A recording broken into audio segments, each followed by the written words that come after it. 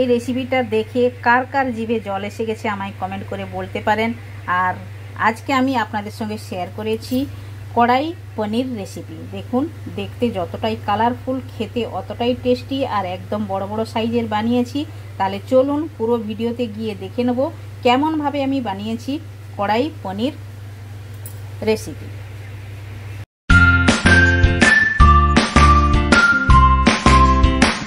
Hello everyone, welcome to my channel কি রান্না করিতে আপনাদের সবাইকে স্বাগত। আশা করি আপনারা সকলে ভালোই আছেন। তো আমি আজ একটি নিরামিষের রেসিপি আপনাদের সঙ্গে শেয়ার করব, মানে পিওর নিরামিষ নয়, পেঁয়াজ দিয়ে রসুন দিয়ে রান্না করব। আপনারা চাইলে একদম যদি নিরামিষ রান্না করতে চান তাহলে পেঁয়াজ আর রসুনটা ছেড়ে দিয়ে আর সব জিনিসটা ব্যবহার করতে পারেন। তাহলে চলুন আমি কি বানাতে চলেছি ওটাও আমি আপনাদেরকে বলে দেবো। আমি আজকে বানাবো পনির কড়াই। তো পনির কড়াইটা কিন্তু দুর্দান্ত রেসিপি, একটা খুবই টেস্টি হয়ে থাকে। আপনারা বাড়িতে এটা একবার ট্রাই করতে পারেন। বাড়িতে যদি কোনো গেস্ট আসলে আপনারা একদম নতুন রেসিপি এটা ট্রাই করে বানাতে পারেন আর গেস্টদেরকে খাওয়াতেও পারেন। তাহলে চলুন আমি কি কি নিয়েছি এক এক করে আপনাদের সঙ্গে শেয়ার করে নেব। প্রথমেই তো আমি এখানে রেখেছি দুটো টমেটোকে কেটে নিয়েছি, আর এটা হচ্ছে দুটো পেঁয়াজ আমি কেটে নিয়েছি, আর একটা পেঁয়াজকে আমি এভাবেই একটু ডুমো ডুমো করে কেটে নিয়েছি। আর একসঙ্গে চাইলে আপনারা ক্যাপসিকামও দিতে পারেন, আমি দিলাম না, আপনারা চাইলে দিতে পারেন। আর ফোড়নে লাগছে একটি তেজপাতা, দুটো ছোট এলাচ, আর কাঁচা পাকা লঙ্কা 3টি কেটে নিয়েছি, ধনে পাতা নিয়েছি। আর পনির কড়াইয়ের জন্য তো প্রথম তো আসল যে জিনিস সেটা হচ্ছে পনির। পনিরটা তো দেখাই না, তাই দেখিয়ে দিলাম। পনিরটা নিয়ে নিয়েছি আমি, পনিরটা 300 গ্রাম নিয়েছি। আর পনিরের পিসগুলো আমি একটু বড় বড় করে কেটে নিয়েছি, এভাবেই ডুমুডু করে কেটেছি, কিন্তু একটু বড় করে কেটে নিয়েছি। আর লাগছে 1 চামচ টক দই আমি ফাটিয়ে নিয়েছি। আর লাগছে আমার আদা রসুন বাটা। আদা রসুন বাটা এতটা দেবো না, আমি 1 চামচের মতো ব্যবহার করব। আর শুকনো মশলার মধ্যে তো আছে হলুদ গুঁড়ো, লঙ্কা গুঁড়ো, ওগুলো তো বেসিক মশলা। আর ধনে গুঁড়ি, আর একটা মেন মশলা থাকবে ভাজা মশলা। ভাজা মশলাটাতে যেটা থাকবে, আমি ভাজা মশলাটা ভেজে দেখাবো না, কিন্তু ভেজে আমি রেখেছি, সেটা আমি আপনাদেরকে বলে দিচ্ছি।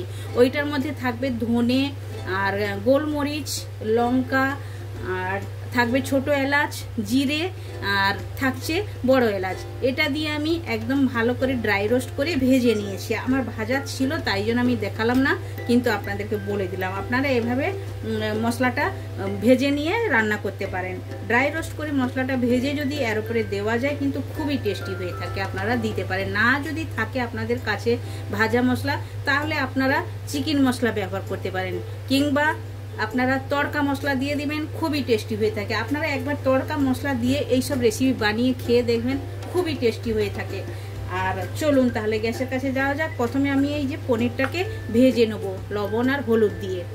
কড়াইটা আমি বসিয়ে দিয়েছি, আর এখন কড়াইয়ের মধ্যে দিয়ে দিয়েছি 2 চামচ তেল। প্রথমে 1 চামচ দিয়েছিলাম, আবার 1 চামচ আমি দিয়েছি। এখন কড়াইটাতে তেলটা ভালোভাবে গরম হওয়ার জন্য অপেক্ষা করব। তো কড়াইয়ের তেলটা ভালোভাবে গরম হয়ে গেছে, এখন পনিরগুলো আমি দিয়ে দেবো। গ্যাসের ফ্লেমটা স্লো করে দিলাম। এখন দেবো স্বাদ মতো লবণ, আর দেবো হলুদ গুঁড়ো, দিয়ে পনিরটা হালকা হাতে নাড়াচাড়া করবো যাতে পনিরটা ভেঙে না যায়। আমাদের এখানে পনিরটা কিন্তু এই প্যাকেটের পনির নয়, এটা একদম ডাইরেক্ট যে পনির আমরা দুধ দোকান থেকে নিয়ে আসি, একদম খুবই নরম হয়ে থাকে পনিরটা, কিন্তু খুবই ভালো। আর চ্যানেলে পনিরের অনেক রকমের রেসিপি চ্যানেলে আছে, আপনারা আসুন দেখুন। আশা করি আপনাদের রেসিপিগুলো ভালো লাগবে। আর ওর মধ্যে যে কোনো রেসিপি ভালো লাগলে আপনারা ট্রাই করতে পারেন। আর আপনাদের মানে রেসিপিগুলো কেমন লাগছে আমায় কমেন্ট করেও বলতে পারেন। আর যদি খুবই ভালো লেগে থাকে আপনারা লাইক শেয়ার কমেন্ট করবেন। আর যারা নতুন আমার চ্যানেলে, প্লিজ চ্যানেলটি সাবস্ক্রাইব করে নেবেন, আর বেল আইকন অবশ্যই প্রেস করবেন, তাহলে নিত্য নতুন রেসিপি আপনারা সঙ্গে সঙ্গেই দেখতে পাবেন। দেখুন পনিরটা ভাজা হয়ে গেছে, এখন তুলে নেব। দেখুন পনিরটা ভালোভাবে ভেজে নিয়েছি এভাবেই করে।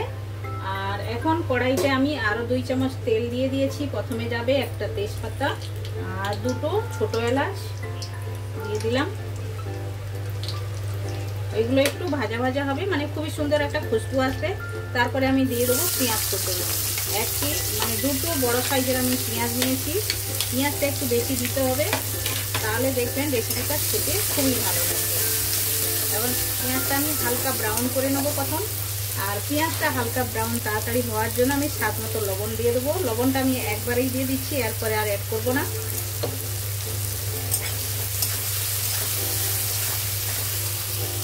তো পেঁয়াজটা হালকা হালকা ব্রাউন হয়েছে, এখন দিয়ে দেবো 1 চামচ ভরে আদা রসুন বাটা। এটাও আমি পেঁয়াজের সঙ্গে ভালোভাবে কষিয়ে নেবো।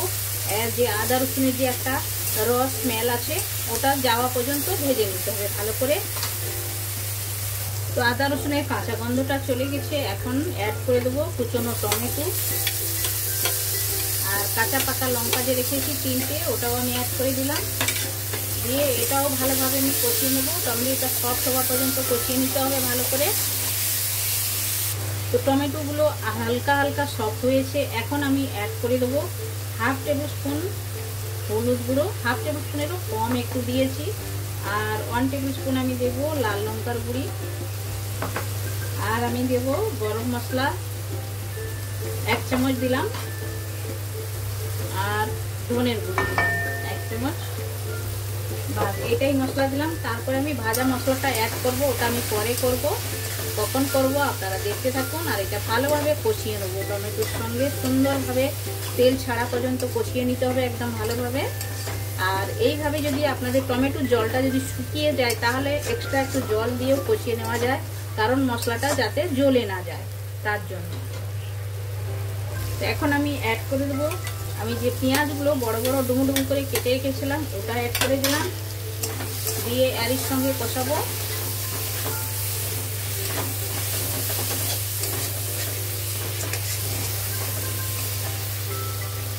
এর সঙ্গেই আমি এখন দিয়ে দেবো যে ফেটানো দই রেখেছি 1 চামচ, ওটাও অ্যাড করে দিলাম। দিয়ে একদম ভালোভাবে নাড়াচাড়া করে রাখতে হবে এভাবে করে, দইটা যাতে ফেটে না যায়।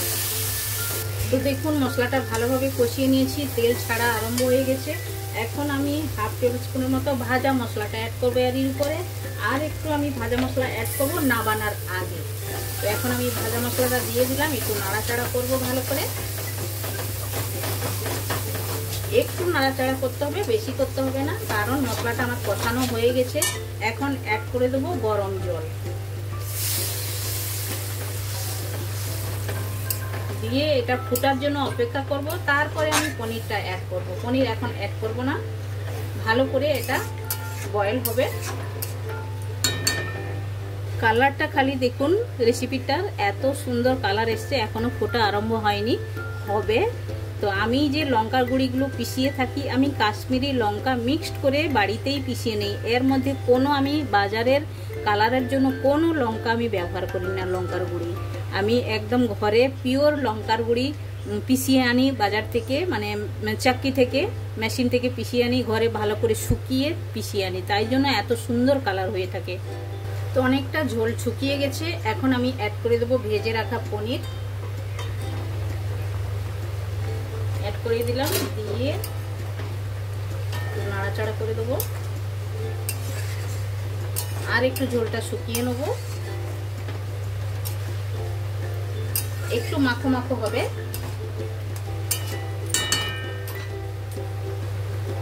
অলমোস্ট হতে আসছে। এখন দিয়ে দেবো ধনে পাতা উপর থেকে, ধনে পাতা অ্যাড করে দিলাম। এখন লাস্টে দেবো ভাজা মশলা আর 1/2 চামচ দেব, যে মশলাটা আমি ভেজে রেখেছি, গোলমরিচ টরি দিয়ে যে ভেজে রেখেছি আপনাদেরকে বলেছিলাম, এইটাই আমি দিয়ে দিলাম।